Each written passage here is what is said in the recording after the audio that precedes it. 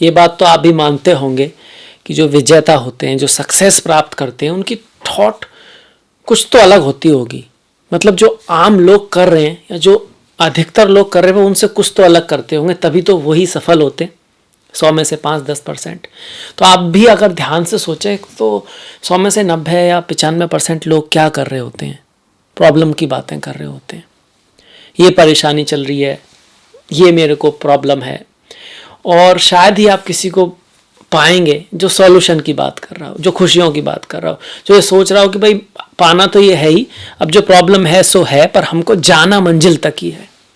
तो यही 2-4% लोग हैं जो सक्सेसफुल होते हैं। सबसे पहले इस पर ही काम कीजिए, अपनी सोच को उन 5% लोगों में लाइए जो सफलता की बातें करते हैं या सफलता के लिए प्रयास करते हैं। प्रयास तो बाद में होगा, पहले तो बात ही होगी। खैर, मैं हूं आपके साथ डॉक्टर दिलीप और कुंभ राशि के इस बहुत ही विशेष वीडियो में आपका स्वागत करता हूं। ये विशेष बहुत ही विशेष इसलिए है क्योंकि इस महीने जो नवंबर का महीना इतने परिवर्तन लेकर आया कि राहु भी बदल रहे हैं, केतु भी बदल रहे हैं, और तो और आपकी राशि के मालिक शनि महाराज भी बदल रहे हैं। अब चूंकि वो आपके इतने इंपॉर्टेंट ग्रह हैं तो आपके लिए ये गोचर बहुत महत्वपूर्ण हो जाता है। और ये महत्वपूर्ण गोचर आपके, चाहे वो आपका करियर है, बिजनेस है, प्यार है, प्रेम है, परिवार है, काम धंधा है, या फिर आपकी हेल्थ है, पारिवारिक जीवन है, एजुकेशन है, पढ़ाई लिखाई है, स्वास्थ्य है, सारी चीज़ों के बारे में हम बातें करेंगे। डिटेल में जाएंगे, एक एक चीज़ को क्या हम ध्यान करें, किस चीज़ का ख्याल रखें, ज्योतिषी रेमेडी अगर कोई है तो क्या करें उसके मामले में। और इसके साथ साथ एंड में फिर अपने त्योहारों की तरफ भी चलेंगे कुछ। पर सबसे पहले देख लेते हैं कौन सा ग्रह कहाँ गोचर कर रहा है। तो आपके प्रथम भाव में ही शनि महाराज गोचर कर रहे हैं। ये चंद्रमा मैंने यहाँ पे इसलिए दिखाया क्योंकि चंद्र राशि के लिए ही एक वीडियो है, लग्न वाले भी देख सकते हैं। आपकी राशि चंद्र है, इस कुंभ है, इसका मतलब आपके चंद्रमा कुंभ राशि में है। कुंभ राशि को 11 नंबर से दिखाते हैं, तो यहाँ पर मैंने चंद्रमा को दिखा दिया। अब शनि में बदलाव क्या है? मैंने कहा कि शनि भी बदल रहे हैं, राहु भी बदल रहे हैं, केतु भी बदल रहे हैं। शनि वक्री चल रहे थे, जून से ही वक्री चल रहे थे। जून, जुलाई, अगस्त, सितंबर, अक्टूबर, कितने आधी साल तो वक्री हो गए, अब जाके मार्गी हो रहे हैं। और जब लग्न का स्वामी या राशि का स्वामी ही वक्री हो तो चीजें फिर सीधी जाएं तो कैसे जाएं? वक्री का मतलब भी होता है टेढ़ा मेढ़ा, पीछे जाना। तो अब थोड़ी लाइफ जो है ना लाइन पे आएगी। अब कुछ ऐसा होगा जो आपको आगे ले जाएगा। आप अगर ये भी कहो कि एक नए समय की शुरुआत हो रही है फिर से, जो रुकी रुकी पड़ी जिंदगी थोड़ा चलने लगेगी, तो गलत नहीं होगा, अतिशयोक्ति नहीं होगी। बाकी आपका जन्म फल, जन्म कुंडली भी डिसाइड करेगा। पर हाँ, ये बड़ा परिवर्तन आपके लिए। दूसरा, राहु। अब राहु आ गए द्वितीय भाव में, मीन राशि में थे, किसमें? मेष राशि में। गुरु चांडाल योग बना के बैठे थे, अब आ गए हैं गुरु की राशि में, द्वितीय भाव में। तो ये बड़ा परिवर्तन हो गया इस महीने।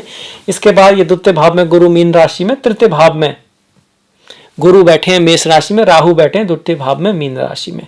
अब राहु के ठीक सामने केतु हैं कन्या राशि में, और ये पहले आपके थे भाग्य के भाव में, अब आ गए अष्टम में, तुला से कन्या में आ गए। साथ में शुक्र भी रहेंगे इस महीने। लगभग आप ये कह सकते हो शुक्र आपके 3 नवंबर से लेके 29 नवंबर तक कन्या में रहेंगे, जो नीच के हैं, इसके बारे में बात करेंगे। भाग्य के भाव में मंगल और सूर्य को आप देख सकते हैं। मंगल और सूर्य दोनों 16 तारीख के आसपास रहेंगे, और मंगल 16 तारीख को और सूर्य 17 तारीख को फिर आपके 10वें भाव में वृश्चिक राशि में बुध के साथ बैठ जाएंगे। अब आ जाते हैं रिजल्ट के ऊपर। देखिए, बहुत ही बढ़िया महीना है, बहुत ही अच्छा महीना है, और कहीं ना कहीं 5-6 महीने बाद कुछ ऐसी नई शुरुआत होंगी आपकी लाइफ में जो आप करना चाह रहे थे, एफर्ट कर रहे थे, मेहनत कर रहे थे, पर चीज़ें आगे बढ़ नहीं रही थी। कोई काम अटका पड़ा था, किसी चीज़ की आप तैयारी कर रहे थे, अगर आप स्टूडेंट हैं और वो हो नहीं पा रहा था, या कुछ भी ऐसी चीज़ जो एक तरह से प्रयास तो चल रहा था पर हो नहीं रही थी, उसमें आपको कामयाबी मिलेगी, क्योंकि आपके राशि के स्वामी ही अब मार्गी हो रहे हैं, और एक अच्छी बात है। इसमें अगर आपके कुंडली में शनि की स्थिति मजबूत हुई, चंद्रमा थोड़े स्ट्रांग हुए, तो उसमें फिर आपको ज़्यादा कामयाबी मिलेगी। अदरवाइज चूंकि आपकी 7.5 चल रही है, तो हो सकता है कि उतनी कामयाबी ना भी मिले। आपका जन्म कुंडली डिसाइड करेगी, पर पॉजिटिविटी ज़रूर आएगी, क्योंकि ग्रह तो पॉजिटिव हुआ है, वक्री से मार्गी हुआ है। वक्री मतलब पीछे जाना, टेढ़ा मेढ़ा चलना, मार्गी मतलब सीधा चलना। और कहीं ना कहीं अब ये जो शनि है आपको समाज में पद प्रतिष्ठा या कोई उच्च पद प्राप्ति ये सब भी करा सकते हैं, क्योंकि शश नाम के महापुरुष योग में है। साढ़े साथी में भी साढ़े साथी पूरी खराब नहीं होती है।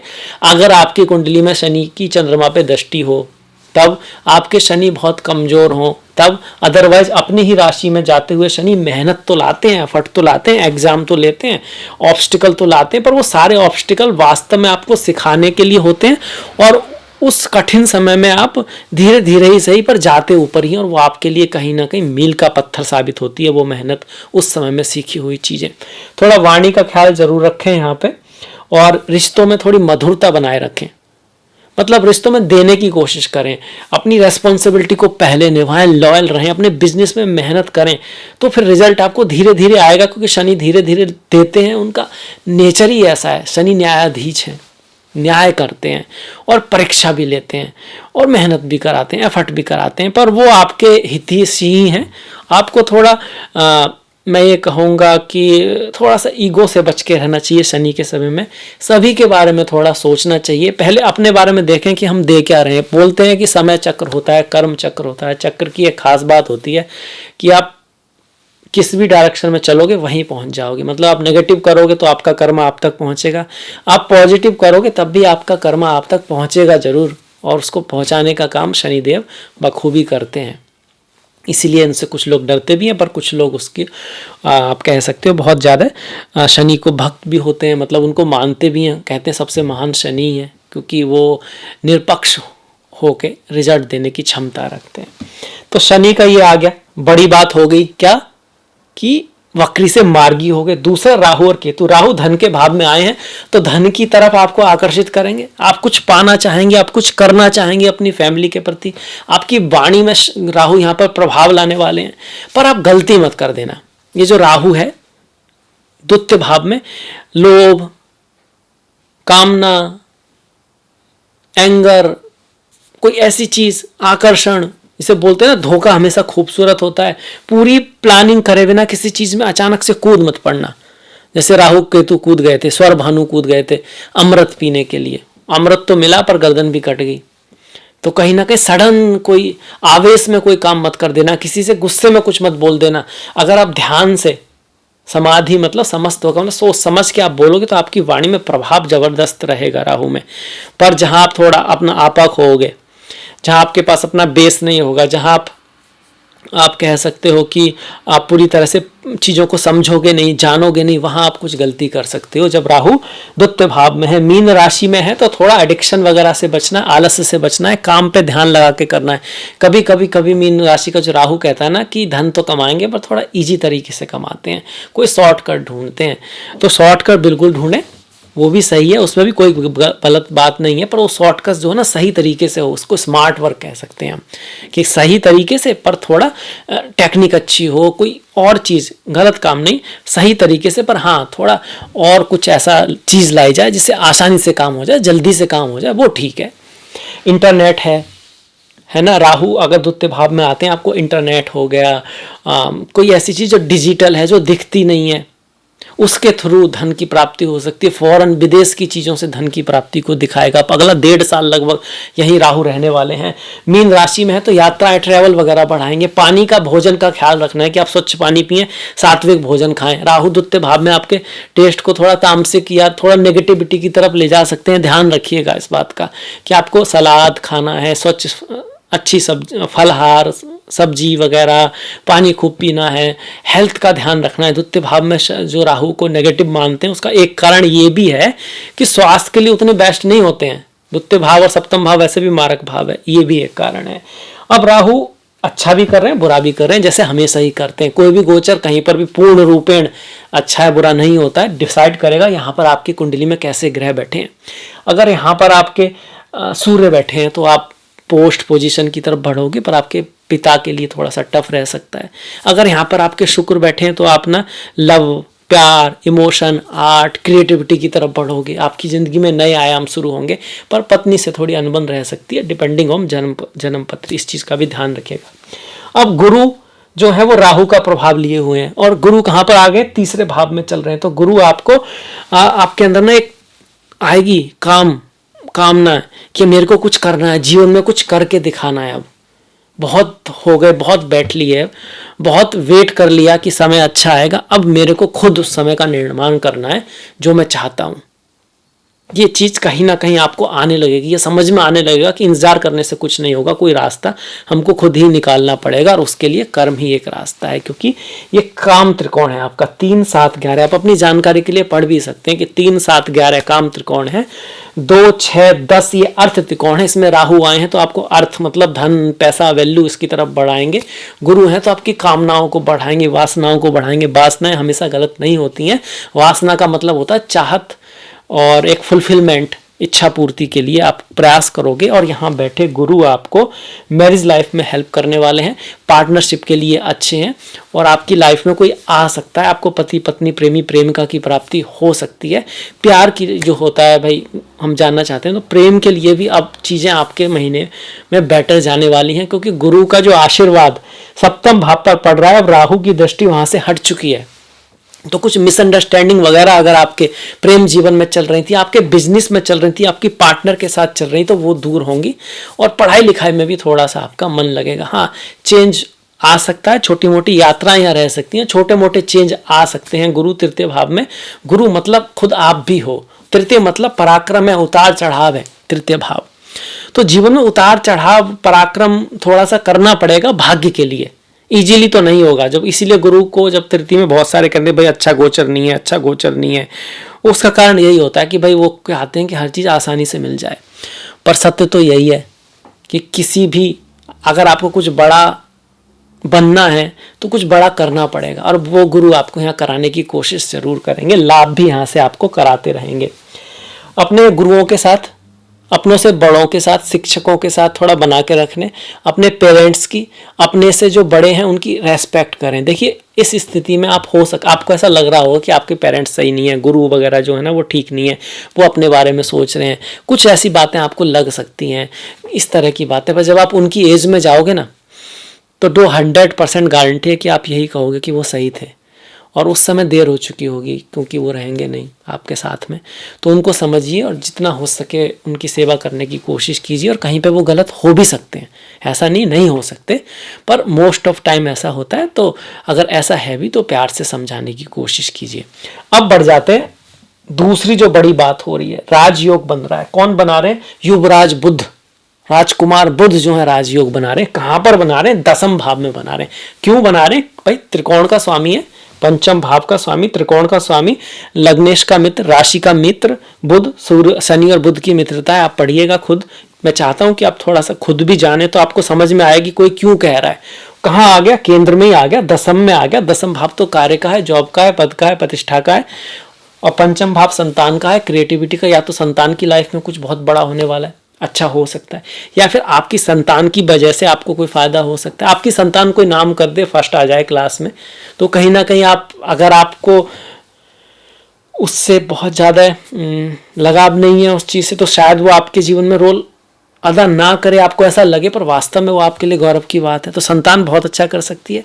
या फिर आपने जो कुछ क्रिएट किया है दुनिया में, संतान एक चीज़ है जो हम क्रिएट करते हैं, जो ईश्वर ने दी है, इसलिए उसे पूर्व पुण्य का भाव कहते हैं कि पूर्व पुण्यों से अच्छी संतान मिलती है, पुत्री हो या पुत्र हो, तो वो बहुत अच्छा कर सकता है। पर इसके अलावा आपने कोई अपना प्रोजेक्ट बनाया है, आपकी कोई रिप्रेजेंटेशन है, वो भी अच्छा हो सकता है।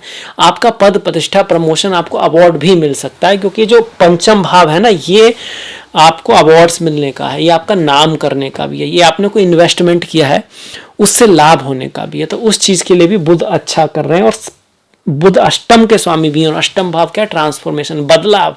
आप अपने करियर में बदलाव करने वाले हैं, आप बेहतरी के लिए बदलाव करने वाले हैं। जैसे बोलते हैं ना, जब सोने को जलाते हैं तो सोने की भस्म बन जाती है। कहाँ सोना, कहाँ स्वर्ण भस्म, स्वास्थ्य के लिए कितनी अच्छी होती है।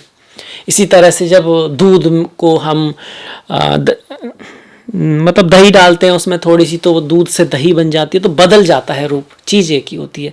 तो वो जो ट्रांसफॉर्मेशन आप लाने वाले हैं अपने काम में, और आपके मन में जो विचार आ रहा है ना कि कार्य में कुछ बदलना है, कुछ अच्छा करना है, कुछ ऐसा करना है ताकि मेरा काम चमके बढ़े, तो बहुत सही विचार आ रहा है। और बुध ये कह रहे हैं कि हाँ, आप उसकी तरफ जाओगे, कम्युनिकेट करोगे, लोगों से मिलोगे, तो उसकी पॉसिबिलिटी है, वो काम हो पाएगा जो आप सोच रहे हैं। ये भी बुध यहाँ पे कह रहे हैं। बुध की यहाँ से चतुर्थ पर दृष्टि ये कह रही है कि माता के साथ, बंधुओं के साथ आपका कम्युनिकेशन बढ़ने वाला है। हालांकि माता के स्वास्थ्य में थोड़ा बहुत दिक्कत रह सकती है और कुछ डिफरेंस ऑफ ओपिनियन भी आपके मदर के साथ और आपकी गर्लफ्रेंड के साथ या आपके बॉयफ्रेंड के साथ रह सकते हैं। उसका कारण केतु और शुक्र का साथ में होना और शुक्र का नीच का होना है। पर यही जो शुक्र है आपको स्पिरिचुअलिटी, आध्यात्म और कोई गिफ्ट वगैरह दिला सकते हैं। पेट का आपको थोड़ा सा ध्यान रखना है। आपके ससुराल में कुछ उतार चढ़ाव रह सकते हैं, ससुराल वालों के साथ या ससुराल में, भले ही आपसे उनकी बनी रहे, इस चीज को दिखाता है। शुक्र आपकी कुंडली के सबसे योग कारक ग्रह हैं। नवम और चतुर्थ के भाव में अष्टम में जा रहे हैं, तो आपके माता पिता की लाइफ में कुछ उतार चढ़ाव रह सकते हैं, पर आपको उनका सहयोग बनने की कोशिश करना है। उनसे कुछ दूरी भी बन सकती है केतु के शुक्र के पास आने से। अगर आपकी जन्म कुंडली में भी शुक्र यहाँ पर है और यहाँ पर केतु आ रहे हैं, तो आपकी जो प्रियतमा है, आपकी जो प्रेमिका है, आपके जो प्रेमी हैं, आपके जो पति हैं, उनकी लाइफ में कुछ कड़वे अनुभव जरूर होंगे, पर वो अनुभव उनको स्पिरिचुअलिटी और आध्यात्म की तरफ ले जाएंगे। हम एक नकली दुनिया में जीते हैं जहाँ पर हम कुछ मान लेते हैं जो वास्तविकता नहीं होती। उसे अच्छा बुरा हम कैसे कह सकते हैं? और जब हमको वास्तविक अनुभव होते हैं तो कभी कभी हमको वैराग्य उत्पन्न होता है, भाई दुनिया खराब है, पर फिर बाद में हमारे समझ में आता है इसमें अच्छा या बुरा नहीं है, खराब या वो नहीं है, ये दुनिया ऐसी है और इसको समझना समझदारी है। और ये केतु से आने शुरू होती है, इसलिए केतु को मोक्ष के दाता ग्रह कहा गया है। ये आपको आध्यात्मिक ग्रह है, ये बैरागी ग्रह है। तो ये केतु कराने वाले। मायावी ग्रह कौन है? राहु है। आपको माया का भ्रम हो सकता है अपनी दौलत के बारे में, आपको भ्रम हो सकता है आपके परिवार के बारे में, आपके परिवार में धन के मामले में आप भ्रमवश गलती कर सकते हो। आपको वहां पर बुद्धिमानी से, सजगता से, पेशेंस से काम लेना है, इस चीज का ध्यान रखना है। अब ये जो सूर्य और मंगल हैं, ये भी कहीं ना कहीं आप कहोगे अच्छा योग है कि दो केंद्र के स्वामी, सूर्य सिंह राशि के स्वामी, मंगल आपके वृश्चिक और मेष के स्वामी, पर इस दसम भाव के स्वामी। तो दसम और सप्तम का स्वामी नवम में जाए तो क्या हुआ? स्पाउस से, पार्टनरशिप से लाभ हो सकता है, फॉरेन से लाभ हो सकता है, लंबी यात्राओं से लाभ हो सकता है, एजुकेशन आदि से आपको लाभ हो सकता है। ये आपके बिजनेस और जॉब दोनों के लिए बहुत अच्छा है। गवर्नमेंट जॉब आदि मिलने के लिए भी बहुत बढ़िया, सर्विस के लिए भी बहुत अच्छा है। आप किसी छुट्टी वगैरह पे भी जा सकते हैं, कोई आपको काम के लिए कहीं दूर जाना पड़े या फॉरेन अपॉर्चुनिटी की आप तलाश कर रहे हैं तो वो भी बहुत पॉसिबल है। आपको विदेश यात्रा के लिए आप प्रयास कर रहे हैं तो वो भी बहुत यहाँ पे बनता है। और हायर एजुकेशन के लिए आप कहीं जाना चाहते हैं वो भी, उसके लिए भी बहुत अच्छा है। पर पिता की लाइफ में थोड़े उतार चढ़ाव रहेंगे। सूर्य नीच के हो रहे हैं पर उनका नीच भंग भी हो रहा है, नीच भंग राजयोग इसको हम कह सकते हैं कि भाई केंद्र का स्वामी त्रिकोण में है पर उसका नीच भंग इसलिए हो गया कि सूर्य मंगल के साथ है। मंगल ही वो ग्रह है जिसकी राशि में जाके सूर्य उच्च के होते हैं मेष में, तो अपने उच्चेश के साथ बैठा हुआ सूर्य अपने नीच को भंग कर रहा है। तो इस समय नीच भंग तो नहीं हो रहा, नीच मतलब नीच हो तो रहा है पर उसका भंग भी हो रहा है, राजयोग भी है। तो उसमें क्या होता है, चीजें बिगड़ के बन जाती हैं। पिता की लाइफ में एजुकेशन से संबंधित अपनी एडमिशन लेना चाहते थे और इसके साथ साथ आपके स्पाउस की लाइफ में कुछ उतार चढ़ाव होके अल्टीमेटली अच्छाई की तरफ जाए, इस तरह की पॉसिबिलिटी यहाँ पे बन रही है। अच्छा, ये सब चीज़ें जो मैं बता रहा हूँ कि स्पाउस से संबंधित अच्छाई से ये कब पॉसिबल हो सकती है, ये सारी चीज़ें सूर्य से संबंधित, मंगल से संबंधित जो मैंने बातें बताई। तो मंगल से संबंधित बातें मतलब आपके जॉब में, आपके करियर में जो पॉजिटिविटी आ सकती है, अच्छे रिजल्ट आ सकते हैं, वो 1, 10, 20 और 28 को आ सकते हैं। और व्यापार के मामले में अगर हम कहें कुछ अच्छे रिजल्ट आने की जो संभावना बनती है 8, 18 और 26 इसके आसपास आपको कोई लाभ हो सकता है व्यापार वगैरह में। मैरिज लाइफ के लिए, प्रेम लाइफ के लिए, जीवन में जो है ना, मैं कह रहा था प्यार के लिए, शादी वगैरह के लिए जो शुभ दिन है, किससे मुलाकात के लिए, वो आप कह सकते हो 3, 12, 22, 30 और 21 जो तारीख है उसके मामले में बहुत शुभ है। धन की अगर हम बात करते हैं तो धन के मामले में भी आपको पॉजिटिव रिजल्ट मिल सकते हैं 3, 12, 22, 30, 31 और इसके साथ साथ 2, 11, 21 और 29 तारीख को। तो ये थोड़ी डेट वाइज भी प्रेडिक्शन हुआ, ये नक्षत्रों के आधार पर है। इसके अलावा आपकी जन्म कुंडली की जो ग्रहों की डिग्रियां हैं वो भी डिसाइड करेंगी। अब देखिए, बुध पर आ गए हम, 9 के 9 ग्रहों की बात कर रहे हैं, 12 के 12 भावों की बात कर रहे हैं एक तरह से। बुध के बाद अगर हम इस भाव पे आ जाएं जो लाभ का भाव है, लाभ का भाव का स्वामी कहाँ पर बैठा है? आपके तृतीय भाव में। पराक्रम, मेहनत, आपके कम्युनिकेशन, आपके छोटे भाई, आपके बहन भाई, पड़ोसियों का बड़ा रोल रहने वाला है इस साल। आपको अगर कुछ करना है तो, बड़ा बनना है तो, आपको उनका सहयोग मिल जाए तो अच्छी बात है, उनके साथ बना के रखें तो बहुत अच्छा है। और ना भी अगर ऐसा हो रहा है तो कम से कम अपना कम्युनिकेशन, अपना साहस को बिल्कुल भी नीचे ना जाने दें। यही है जो आपको ऊपर लेके जाएगा। आपका कर्म ही आपके काम आएगा। भाग्य के भरोसे ना बैठें, क्योंकि लाभ का स्वामी भी और धन का स्वामी भी कहाँ बैठ गए? पराक्रम के भाव में, मेहनत के भाव में, एफर्ट के भाव में। और कौन सा ग्रह बनकर? गुरु बनकर, जो नॉलेज को दिखाते हैं, जो विजडम को दिखाते हैं, जो लंबी सोच को दिखाते हैं, जो पॉजिटिविटी को दिखाते हैं चार्ट में। शनि नेगेटिविटी को दिखाते हैं। ठीक है। अब 12वें भाव का स्वामी पहले ही भाव में आ गया। 12वां भाव किसका है? खर्च का है, फॉरेन लैंड का है, टूर ट्रैवल का है, यात्राओं का है। तो देखिए, टूर ट्रैवल, फॉरेन लैंड, विदेश यात्रा, ये सब हो सकता है। स्पिरिचुअलिटी, आध्यात्म, ये भी उसके लिए भी थोड़ा अच्छा है। स्वास्थ्य का भी हल्का सा ध्यान रखें, क्योंकि ये भाव जो है जेल का, हॉस्पिटल का भी है। मतलब लड़ाई झगड़े से हमको बच के रहना। इसी वजह से साढ़े साथी को थोड़ा नेगेटिव मानते हैं। वैसे भोलेनाथ भगवान शिव की पूजा आप करते रहेंगे सोमवार को, शनिवार को, तो सब बढ़िया रहेगा, सब अच्छा रहेगा।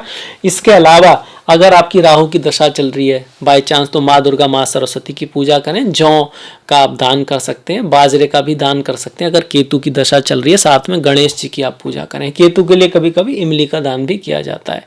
संतों का सम्मान करें अगर आपकी केतु की दशा चल रही है। स्पिरिचुअलिटी, अध्यात्म में थोड़ी सी रुचि रखें। अगर राहु की दशा चल रही है तो स्वयं पर कंट्रोल रखें। काम है, क्रोध है, लोभ है, ये मोह है, ईर्ष्या है, अहंकार, इससे थोड़ा बचें। देखें कि सही रास्ते पे आप जा तो रहे हैं ना, और चलें जरूर, रुके नहीं, पर सही रास्ते पे चलें। अगर राहु की दशा चल रही है, जल्दबाजी में गलतियां ना कर दें। शॉर्टकट्स के चक्कर में ऐसा ना हो कि आधी छोड़ पूरी को धावे, आधी मिले ना पूरी पावे। और परिवार से थोड़ा बना के रखें। परिवार में कुछ उतार चढ़ाव चल रहे हैं तो थोड़ा शांति बना के रखें। भाई राहु हैं तो वो इस तरह की चीजें कर सकते हैं, अगर राहु की आपकी दशा महादशा चल रही है तो। ये थोड़ी विशेष बातें हैं। शनि की चल रहा है तो आपको थोड़ा सा ध्यान रखना है, थोड़ा सा हार्ड वर्क, मेहनत आपको करते रहना पड़ेगा, क्योंकि शनि की 7.5 चल रही है। बाकी ग्रह सब अच्छे ही हैं उस केस में। बाकी ग्रह की अगर दशा महादशा है तो ये महीना आपके लिए बढ़िया रहने वाला, बेहतर रहने वाला है। अब इसके बाद बढ़ जाते हैं थोड़े से मुहूर्त के लिए। भाई कुछ अगर आप जीवन में करने वाले हैं तो उसके लिए कुछ शुभ समय होता है, जैसे शादी विवाह। बाई चांस आपका वो बन रहा है तो आपको पता होना चाहिए कौन सा दिन इस महीने का अच्छा आ रहा है या नहीं है। इस महीने मुहूर्त है 23, 27, 28, 29 को शादी विवाह के लिए ये अच्छा है। गृह प्रवेश, किसी ने अगर कोई घर बनवाया और उसमें एंट्री लेना चाहते हैं पहली बार, तो अगर ऐसा है तो 22, 23, 27 और 29 तारीख बहुत अच्छी है। 23 तारीख 2 बार आपकी जो है ना काउंट हो चुकी है, मतलब 23 काफ़ी शुभ है। नामकरण किसी चीज़ का करना है आपका, अपने बच्चे का या किसी चीज़ का नाम देना है आपको, तो 8, 9, 10, 19, 20, 22, 23, 24, 27, 29 बहुत शुभ तारीखें हैं। अन्न प्रसन्न मतलब बच्चे को खाना खिलाते हैं पहली बार, माताएं या पिता भी खिला सकते हैं दूध के अलावा, उसके लिए तो 10, 22, 24, 27, 29 ये बहुत अच्छे शुभ दिन है। कान भेद करना पहले, इसको हम आजकल सिर्फ स्त्रियां करती हैं, पहले राजा महाराजाओं के समय में ब्राह्मण भी करते थे, क्षत्रिय भी करते थे, मतलब पुरुष भी करते थे। उसके लिए जो शुभ तारीखें हैं वो 3, 4, 5, 10, 11, 19, 20, 24, 25 और 29 है। ज्योतिष में भी इस चीज़ को अच्छा माना जाता है। किसी के बुध वगैरह खराब होते हैं ना, तो कर्ण को ये करना अच्छा रहता है बुध ग्रह के लिए। और यहाँ से कुछ ऐसी चीज़ें भी होती हैं, नशें वगैरह, जो स्वास्थ्य के लिए भी अच्छा है, तो साइंटिफिक भी है। विद्या आरंभ, कोई बुक है आपकी, आप चाहते हो उसको शुभ समय पे आप मेरे को स्टार्ट करना है, या वास्तव में आप विद्या कहीं आरंभ करना चाहते हो, किसी भी चीज़ का विद्या मतलब कोई भी नॉलेज लेना चाहते हो, स्टार्ट करना चाहते हो, 2, 3, 10, 15, 24, 29, गाड़ी वगैरह का कोई काम है या गाड़ी खरीदनी है, 3, 10, 20, 27, प्रॉपर्टी से संबंधित कोई काम है आपका, तो 3, 7, 8, 13, 14, 17, 22 ये तारीखें अच्छी हैं। और अमूमन जो तिथियां अच्छी हैं उनमें 23 है, 24 है, 1, 2, 3, 5, 11, 13, 18, 27, 29, 30 ये काफ़ी शुभ तारीखें हैं। अब आ जाते हैं त्योहारों के ऊपर। त्योहार बहुत ज़रूरी हैं, क्योंकि यही बताते हैं हम कहाँ से आए हैं, हम कौन सी हमारी संस्कृति है। अगर आप किसी दूसरे कंट्री के व्यक्ति से मिलोगे तो उसके त्योहारों से, उसके घर में लगे पोस्टर से, वो क्या करते हैं साल में कुछ विशेष दिनों पे, आप कहीं ना कहीं उसको समझोगे, उसकी जानकारी होगी आपके लिए, वो उसका कहीं ना कहीं अस्तित्व भी होगा। तो हमारे लिए हमारे त्योहार बहुत महत्वपूर्ण है। इस महीने आपको दीपावली की बहुत बहुत शुभकामनाएं। 1 तारीख को नवंबर को बुधवार को करवा चौथ है, 10 तारीख की धनतेरस है शुक्रवार को। तो माँ लक्ष्मी आपके जीवन में खूब सारी समृद्धि लेके आए, ज्ञान लेके आए, बुद्धि लेके आए। और 12 तारीख की दिवाली है, तो 11 की छोटी दिवाली होगी। 12 तारीख का हमारा रविवार पड़ रहा है आपका। 13 तारीख का गोवर्धन है, गोवर्धन पूजा है सोमवार की। 14 की भाई दूज है मंगल की, और 18 तारीख की छठ पूजा है शनिवार की। रविवार के दिन दिवाली का पन्ना बहुत अच्छा है, क्योंकि राम भक्त हनुमान तो आपने सुना ही है। आप ये भी जानते होंगे कि राम जो है ना, सूर्य कुल में जन्म है, सूर्यवंशी है। सूर्य, भगवान सूर्य के लिए भी राम की पूजा होती है, इसलिए रविवार के दिन दिवाली का पढ़ना बहुत बढ़िया है। एकादशी, दोनों एकादशी गुरुवार को पड़ रही है। रामा एकादशी 9 नवंबर को, और देवोत्थान जो एकादशी है 23 नवंबर को। ये भी बड़ा शुभ है कि गुरुवार को एकादशी पड़ रही है। शिवरात्रि शनिवार की है, बहुत शुभ दिन है। और प्रदोष व्रत शुक्रवार का पड़ रहा है, 10 का और 20 तारीख का। अमावस्या और पूर्णिमा दोनों ही सोमवार की हैं। 13 तारीख की आपकी कार्तिक अमावस्या है, 27 तारीख की आपकी कार्तिक का पूर्णिमा है। तो सोमवार के दिन अमावस्या पूर्णिमा का पढ़ना भी बहुत शुभ है। संकष्टी बुधवार की है पहली 1 नवंबर को, और 30 नवंबर को गुरुवार को भी संकष्टी है। तो ये रहे त्योहार। मुझे लगता है वीडियो आपको अच्छा लगा होगा, तो आप लाइक कीजिएगा, सब्सक्राइब कीजिएगा अगर आपने नहीं किया है तो, कमेंट कीजिएगा, घंटी वाला बटन दबाना मत भूलिएगा। अपना ख्याल रखिएगा, अपनों का ख्याल रखिएगा, सभी का ख्याल रखिएगा। कुछ अच्छा बढ़िया नया देखते रहिएगा, सुनते रहिएगा, करते रहिएगा, क्योंकि संसार कर्म प्रधान है। नेक्स्ट मुलाकात तक आप सभी का बहुत बहुत धन्यवाद। नमस्कार।